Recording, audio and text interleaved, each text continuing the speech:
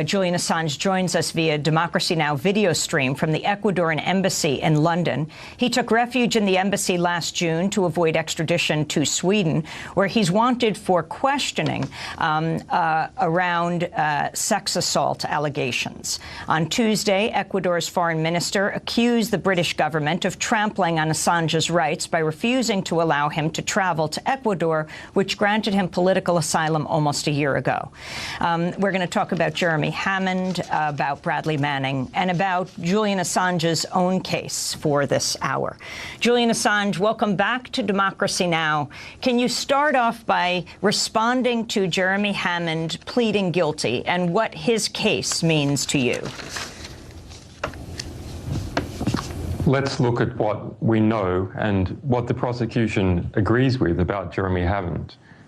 He's a long-term political activist. He's been involved in political activism throughout his political life.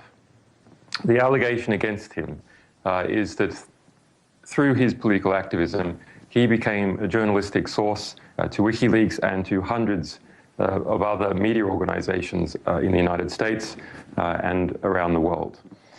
The crackdown against Jeremy Hammond is part of, yes, on the one hand, the crackdown on effective political activists, but it's also part of the crackdown on alleged journalistic sources. I want to turn to Michael Ratner, President Emeritus of the Center for Constitutional Rights. Also, your attorney, Julian Assange, for Julian Assange and WikiLeaks. He spoke about the emails from the private intelligence firm Stratfor that were allegedly published by WikiLeaks. Allegedly, the Julian Assange and WikiLeaks are publishing the material of the Stratfor emails. And so the comparison is that they're going after now a whistleblower and a source, and a person who has been a source to journalists. If you look at what happened with the Stratfor emails, 31 major media around the world in 17 countries published those. He's a whistleblower, he's a source, he ought to be protected like whistleblowers and sources ought to be protected. My client, WikiLeaks and Julian Assange, ought to be protected as publishers. He shouldn't have to wind up in the Ecuadorian embassy. Julian Assange, your response. Thank you, Amy. This is part of the wider crackdown against journalistic sources, which has been in the news recently as a result of the FBI and the DOJ taking records from the Associated Press and for Fox News journalist James Rosen. That is something that has really risen up under the Obama administration. Obama has, in relation to the Espionage Act, applied it to more people, more journalistic sources and journalists than all previous administrations combined, going back to the origin of that act in 1917. In fact, Obama on his campaign website brags that it's twice as many applications as has been previously done. And that's part of a new centralization of power in the United States. Back in Russia, if we look in the 1990s and Putin's taming of the oligarchs, we had independent points of power in Russia, the 7 oligarchs, the KGB, the Ministry of Defense, and eventually they were all pulled in under one central pyramidal structure. And the same thing has been evolving in the United States over the last 10 years. That's why, for example, we see that the rather unremarked but extremely significant that the State Department budget in its entirety has been moved in under the national security budget. The USAID budget similarly has been moved in under the national security budget. That the head of the CIA is rotated with the head of the military, that there's inter-exchanges at all points, that private military contractors like Stratfor form a type of oil between these different groups, interconnecting them in terms of personnel, information flows, and contracts. A giant centralization of power. The previous rivalrous group to this was perhaps US finance companies and banks. Post-2008, it's clear who is winning, and in order to get anything of significance done in the United States, just like in Russia, you need a sponsor within that patronage network. And as a result of its increasing strength and increasing power, it is able to command an increasing share of the US tax burden, pulling it to itself. The State Department, left on its own, left out there in isolation, was having its budget decline at about 3 to 4% per year in real terms, while the military was having the intelligence complex was having a similar increase in real terms per year. So that's presumably why it decided to jettison some of its independence as an institution and move in under this protective financial umbrella. That shows you the increasing political strength. The US tax burden is picketed over like vultures at a corpse, and the biggest vulture can steal more of the blood of US taxpayers. And the biggest vulture at the moment is the military-industrial complex, and it's getting bigger. It's able to throw more political weight around and able to transfer more finances to itself, which allows it to grow even fatter. Other competing institutions like the Department of Health or pension programs and so on, they also try and compete politically. But in reality, in fact, they are not competing as well as they could in the past, so this machine is getting bigger. And as it gets bigger and bigger, it starts to advance its front to gain more and more power for itself. And the crackdown in relation to the Espionage Act is an example of that. The going after political activists like Jeremy Hammond and trying to put them in prison for 10 years, forcing them to take a plea by ladling them up with a potential 30-year prison sentence under exactly the same piece of legislation that Aaron Swartz found himself faced with, the Computer Fraud and Abuse Act, same piece of legislation that's used in partly used in the Bradley Manning proceeding, same piece of legislation that's used in the WikiLeaks grand jury. We know that from subpoenas. So this is part of an advancing front, taking grounds, making new claims that those people that effectively criticize this new centralized power group in the United States should not be able to do so. Julian Assange, in addition to facing a maximum of 10 years in prison, Jeremy Hammond may also be required to pay up to $2.5 million in restitution costs. So you've talked a little bit about how this is part of a widening range of crackdowns on whistleblowers. What do you think this kind of precedent, his plea, sets, and what kind of example do you think it gives for people who are whistleblowers in the future? Yeah, look, the Obama administration is becoming a sausage factory for making political prisoners. And now we have Jeremy Hammond, John Kirikou, Bradley Manning, and it is after a number of others as well. The example that it is trying to set, of course, is don't criticize this new power bloc at all. We don't care what means that you do it by. There will be a way found to criminalize it.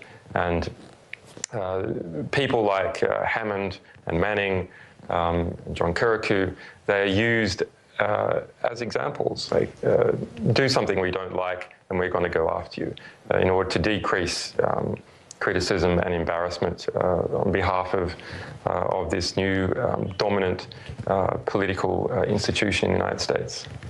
Do you see Jeremy Hammond as a whistleblower, and if so, why? Well, Jeremy Hammond is not a whistleblower. He is a political activist. And but the mechanism of his political activism overlaps the mechanism of many different whistleblowers. For example, the alleged whistleblowing activities of Bradley Manning, very similar sort of alleged activity. They're going after him because they don't like the results. They're going after WikiLeaks because they don't like the results. They're going after Bradley Manning because they don't like the results. And to try and keep an appearance of authority, the Pentagon, allied institutions like Stratfor can't keep up our perception of authority if bright young men, determined, courageous and moral, like Jeremy Hammond, are seen to have struck a blow against them and exposed their corrupt activities. If you could just for a moment, Julian, describe your situation right now, physically where you are. You're standing in front of an image. Describe what that image is well, the fact of how long you have been inside that embassy.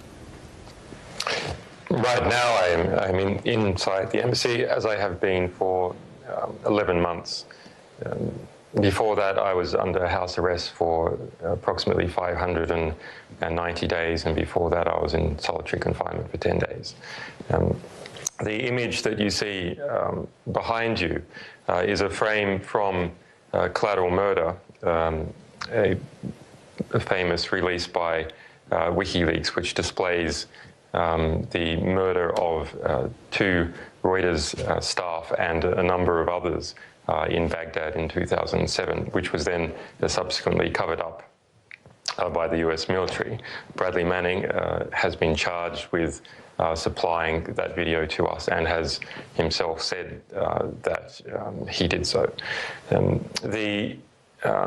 You'll see a cannon shell through the front of the van, and some dead bodies lying around. One of them is Namir Eldoun and Saeed Shmah, the 2 Reuters staff. This video we had as a background frame for a talk that I did at Oxford, similar to the way I'm conducting this one now, beaming in to the Oxford Union. And the Oxford Union redacted the whole background by hand.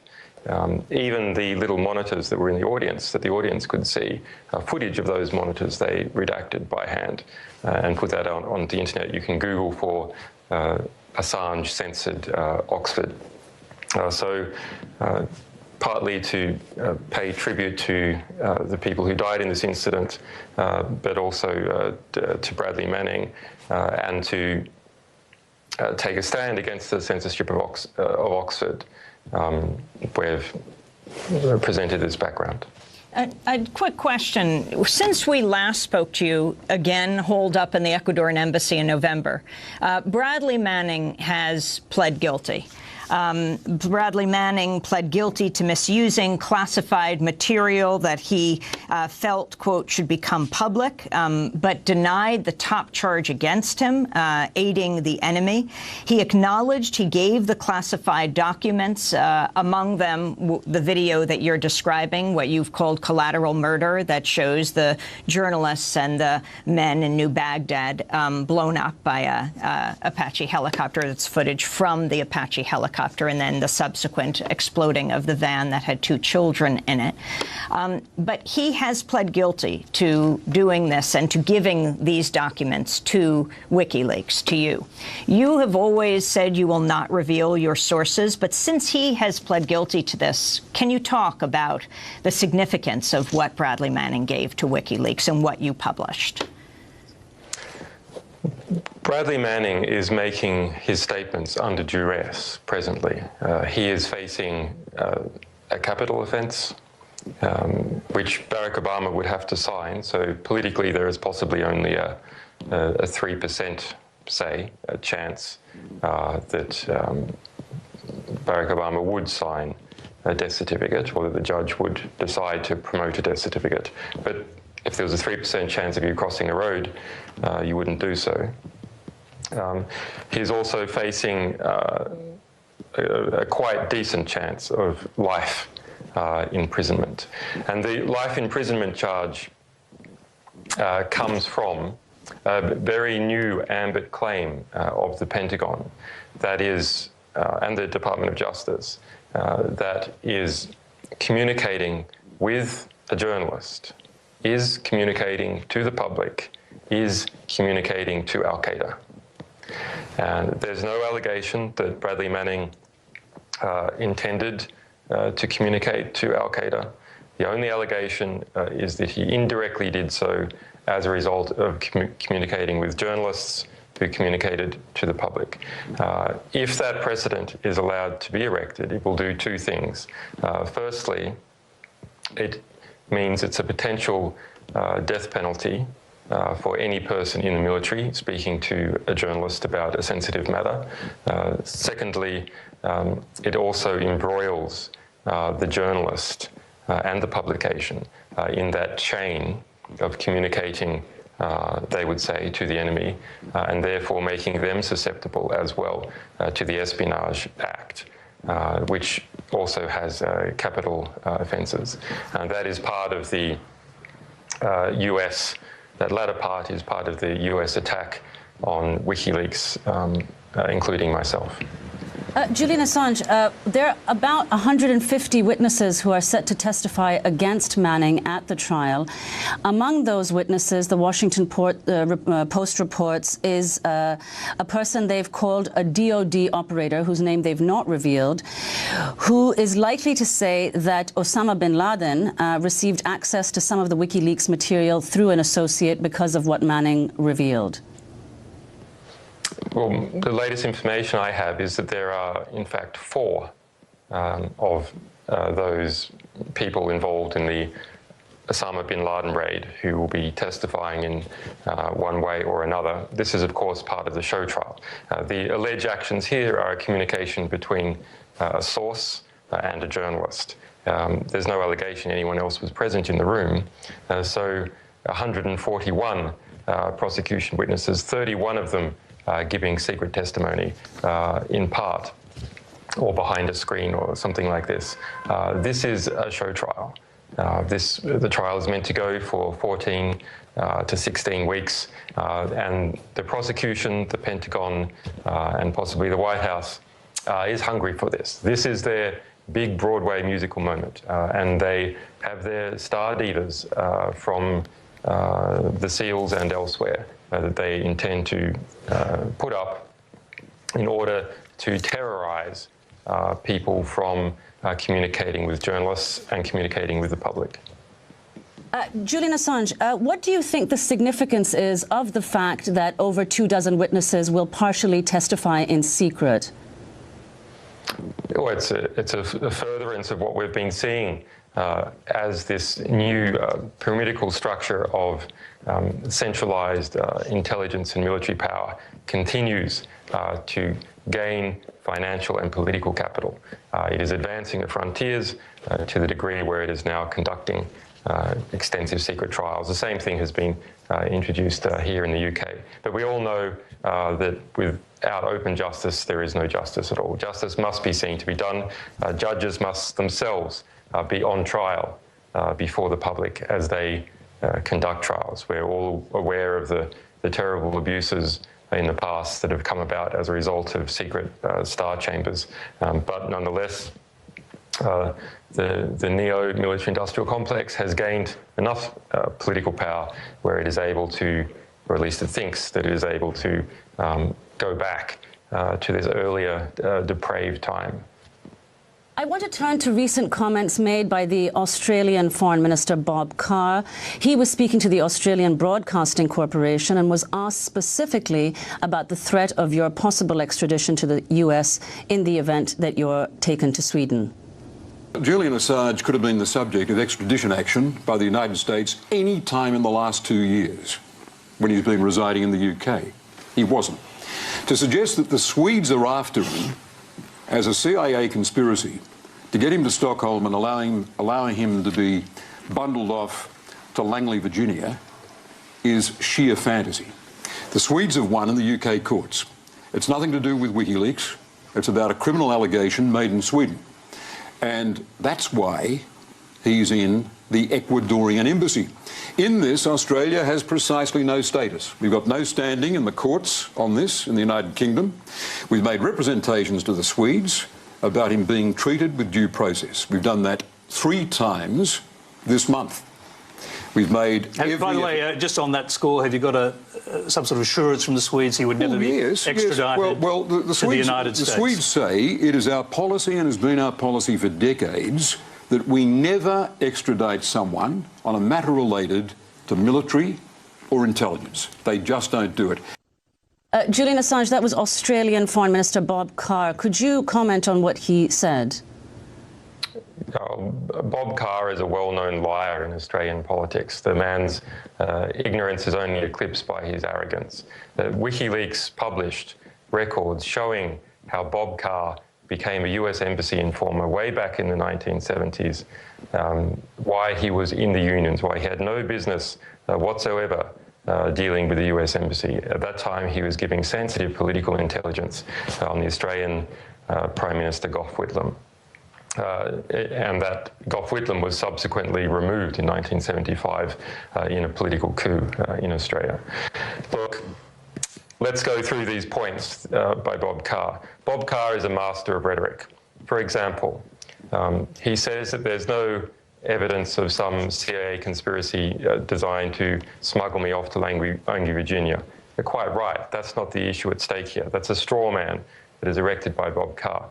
What there is extensive evidence. In fact, the DOJ admits, as of March, which is subsequent, but has also made previous admissions, that the investigation, the criminal investigation against WikiLeaks, which Australian diplomats in their own official correspondence have said is of unprecedented scale and nature, continues. That is admitted by the DOJ. The subpoenas that have come out as a result of the grand jury always just have two names on them, Bradley Manning's name and my name. Those are the only two people who were named in those subpoenas. In the Bradley Manning court case, government witnesses say, when cross-examined under oath, that the targets of the grand jury investigation are the founders and managers of WikiLeaks, amongst some others. Now, in relation to whether Sweden extradites, there's a number of issues here. First of all, let's look at timing. Bob Carr says the United States could have extradited any time that they liked.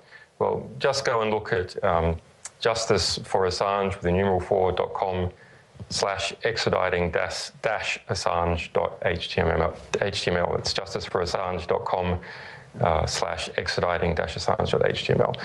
It is normal for grand juries to go for 2 to 3 years. That is absolutely normal. The DOJ admits that this grand jury in relation to us is still going. John Carricou's grand jury went for a number of years. Frank Drake's grand jury went for a number of years.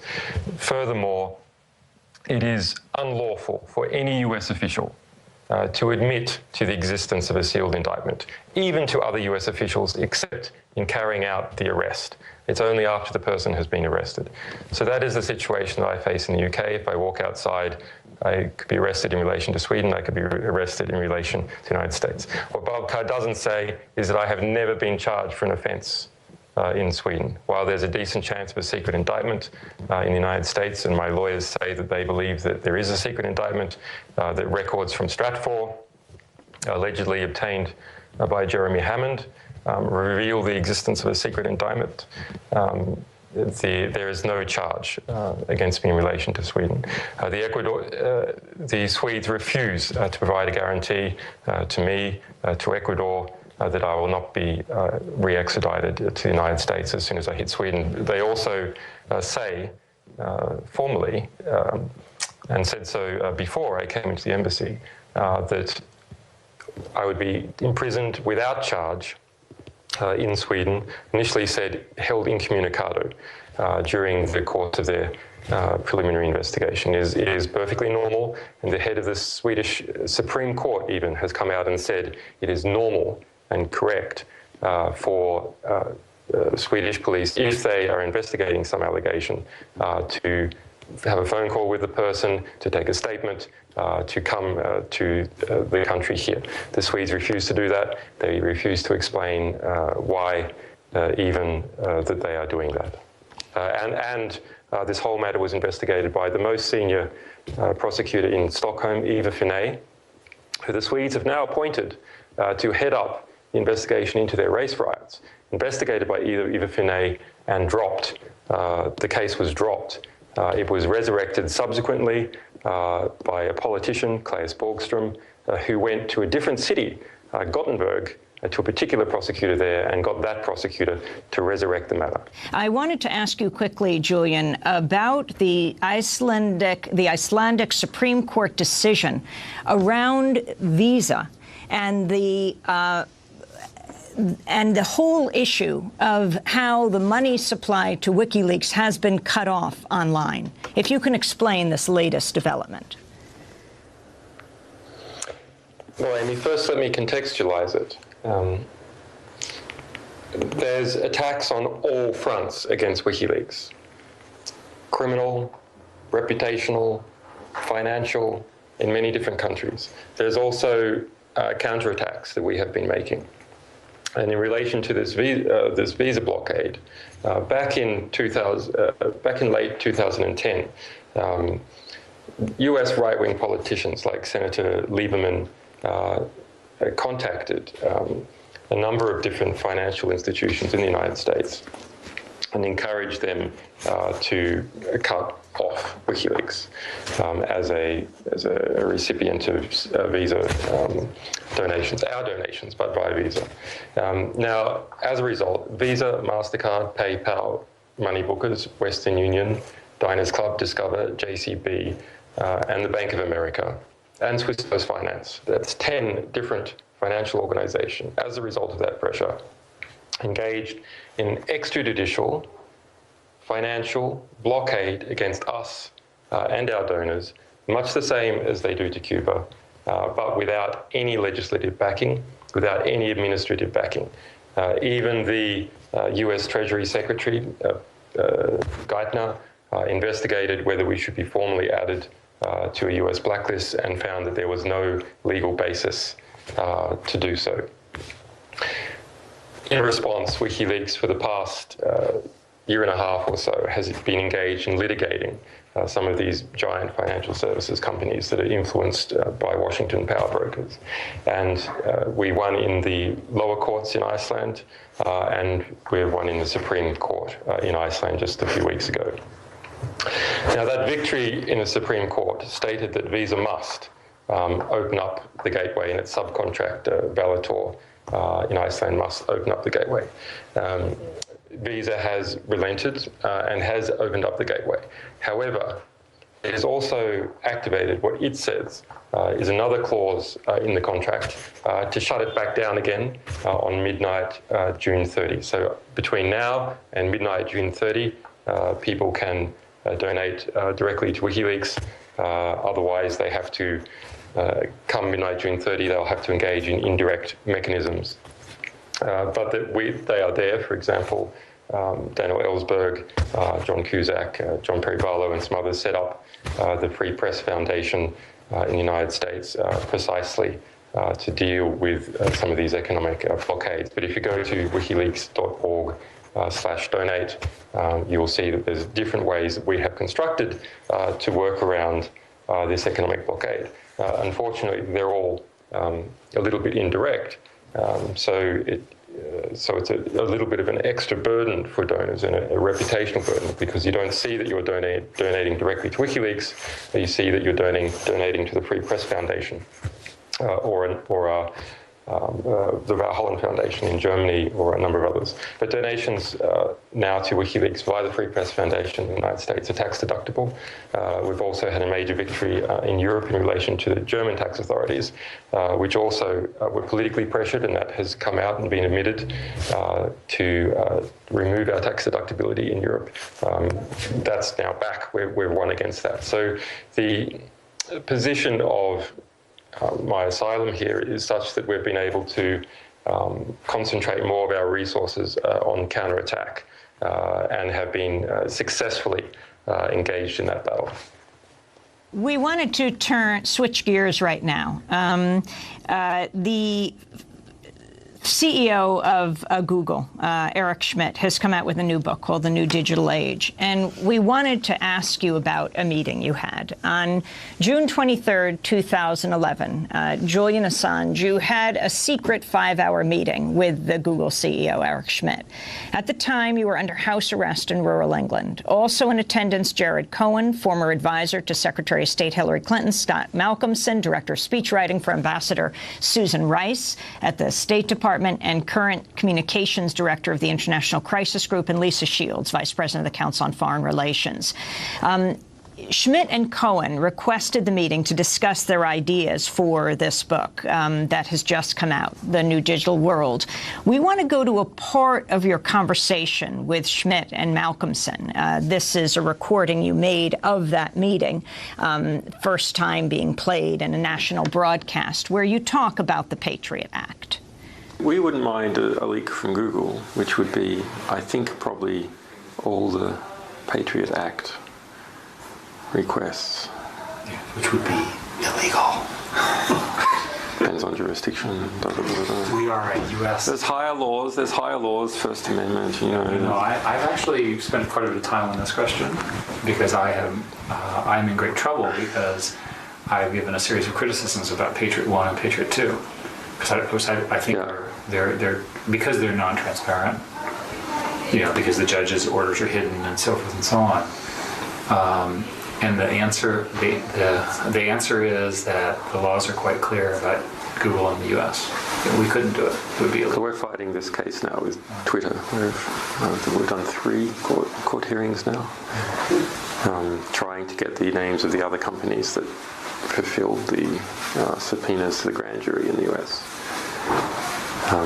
Twitter resisted, and so that's how some of us became aware. They argued that we should be told that there was a subpoena. I wasn't told, but... This is concerning you? Yeah, personally. Yeah. But 3 other people. But we know there's at least 4 other companies. I can certainly pass on your request to our general counsel. Tell them to argue that we should be told. So your specific request is that Google argue legally that WikiLeaks as an organization should be informed, or any of the individuals, if they are named in a FISA. Yeah. Okay. Yeah. I will pass that along. That is a part of this 5-hour conversation that you had with the CEO of Google, Eric Schmidt, and Scott Malcolmson, director of speechwriting for UN Ambassador to Susan Rice. Can you talk about the circumstances of this meeting, how you made this recording, and then talk about the substance of what we just heard? It's quite interesting to speculate as to the surface excuse for the meeting being about a book versus was there another side to it as well. If we look at the way Eric Schmidt and Jared Cohen have been going to North Korea and meeting with some other figures, and how that information very rapidly goes back to the State Department, we know that the results of that meeting with Eric Schmidt and Jared Cohen went very, very quickly back to the top levels of the State Department. They're in some ways becoming informal, deniable foreign ministers for a section of US power. That's a very interesting thing to see Google resting so heavily on the US State Department. I want to turn to an excerpt from the book by Eric Schmidt and Jared Cohen called The New Digital Age, Reshaping the Future of People, Nations and Business. In it, the authors suggest WikiLeaks has endangered lives. They write, quote, "Neither WikiLeaks nor groups like Anonymous are terrorist organizations, although some might claim that hackers who engage in activities like stealing and publishing personal and classified information online might as well be. The information released released on WikiLeaks puts lives at risks and inflicted serious diplomatic damage, end quote. The authors don't cite evidence for their claim, but they do put an asterisk next to the statement saying, quote, at a minimum, platforms like WikiLeaks and hacker collectives that traffic in stolen classified material from governments enable or encourage espionage. Julian Assange, your comments on that quote taken from Eric Schmidt's book? Well, it's absurd. States that engage in espionage want to keep the information that they gain to themselves in order to get competitive knowledge advantage over other states, and also simply to protect their sourcing operations. There's a reason why that claim, like all such claims, remains uncited, because it is false. Not even the Pentagon, in fact, no government organization claims that the activities of WikiLeaks have led even to the loss of life for a single person anywhere in the world. And if we want to speculate about speculative risks as opposed to talk about the hundreds of thousands of cases of hundreds and thousands of deaths that WikiLeaks documented, the US military being involved in one way or the other, then we can go to a statement made by NATO in Kabul, reported by CNN, that NATO could not see a single case of an Afghan needing protection or needing to be moved as a result of our publication of the Afghan War Diaries. And that it was the Afghan War Diaries that led to all these rhetorical flourishes by the Pentagon and by the establishment media in the United Kingdom, led by Murdoch, and in the United States. Let me end with your response to Alex Gibney's recently released documentary. We interviewed him at Sundance, the documentary called We Steal Secrets, the story of WikiLeaks. This is Michael Hayden, former director of the CIA and National Security Agency, or NSA. Everyone has secrets. Some of the activities that nation states conduct in order to keep their people safe and free need to be secret in order to be successful. If they are broadly known, you cannot accomplish your work. Now, look, let me be very candid, all right? We steal secrets. We steal other nations' secrets. One cannot do that above board and be very successful for a very long period of time. Michael Hayden, former director of CIA and the National Security Agency, or NSA, his statement, We Steal Secrets, the one that Alex Gibney used for the title of his documentary. Your response, Julian Assange, and have you gotten to see this documentary? The claim in the title is simply false. It had spread everywhere, of course, because it's in all the promotional literature. I assume very few people will go actually to see that film, but the promotion has been done by Universal. That's a $2.5 million hit job on my reputation, the reputation of the organization. What's the equivalent title? I make fictitious fraudulent films, the story of Alex Gibney. In response, we have published the full transcript ahead of the film's release, with line-by-line details showing exactly how Alex Gibney edited statements, stitched them together, etc., and didn't engage, it seems, in any fact-checking of the statements that the people he was interviewing. You know, for an example, I make some statement that begins with, well, what they say is, and then I quote it. Alex Gibney cuts off the what they say. So in order to put someone else's words into my mouth. And that's present throughout the film. This is not a serious work. We just have 10 seconds in this part of the interview, Julian. This is not a serious work, and this is not a serious He's a source. He ought to be protected like whistleblowers and sources ought to be protected. My client, WikiLeaks and Julian Assange, ought to be protected as publishers. He shouldn't have to wind up in the Ecuadorian embassy. Julian Assange, your response. Thank you, Amy. This is part of the wider crackdown against journalistic sources, which has been in the news recently as a result of the FBI and the DOJ taking records from the Associated Press and for Fox News journalist James Rosen. That is something that has really risen up under the Obama administration. Obama has, in relation to the Espionage Act, applied it to more people, more journalistic sources and journalists than all previous administrations combined, going back to the origin of that act in 1917. In fact, Obama on his campaign website brags form a type of oil between these different groups, interconnecting them in terms of personnel, information flows and contracts. A giant centralization of power. The previous rivalrous group to this was perhaps US finance companies and banks. Post-2008, it's clear who is winning, and in order to get anything of significance done in the United States, just like in Russia, you need a sponsor within that patronage network. And as a result of its increasing strength and increasing power, it is able to command an increasing share of the US tax burden, pulling it to itself. The State Department, left on its own, left out there in isolation, was having its budget decline at about 3 to 4% per year in real terms, while the military was having the intelligence complex was having a similar increase in real terms per year. So that's presumably why it decided to jettison some of its independence as an institution and move in under the activism. He became a journalistic source to WikiLeaks and to hundreds of other media organizations in the United States and around the world.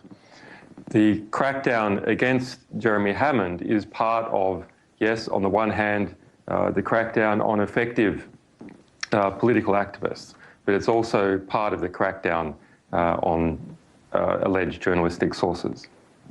I want to turn to Michael Ratner, President Emeritus of the Center for Constitutional Rights. Also, your attorney, Julian Assange, for Julian Assange and WikiLeaks. He spoke about the emails from the private intelligence firm Stratfor that were allegedly published by WikiLeaks. Allegedly, the Julian Assange and WikiLeaks are publishing the material of the Stratfor emails. And so the comparison is that they're going after now a whistleblower and a source, and a person who has been a source to journalists. If you look at what happened with the Stratfor emails, 31 major media around the world in 17 countries published those. He's a whistleblower. Julian Assange joins us via Democracy Now! Video stream from the Ecuadorian embassy in London. He took refuge in the embassy last June to avoid extradition to Sweden, where he's wanted for questioning around sex assault allegations. On Tuesday, Ecuador's foreign minister accused the British government of trampling on Assange's rights by refusing to allow him to travel to Ecuador, which granted him political asylum almost a year ago. We're going to talk about Jeremy Hammond, about Bradley Manning, and about Julian Assange's own case for this hour. Julian Assange, welcome back to Democracy Now! Can you start off by responding to Jeremy Hammond pleading guilty and what his case means to you? Let's look at what we know and what the prosecution agrees with about Jeremy Hammond.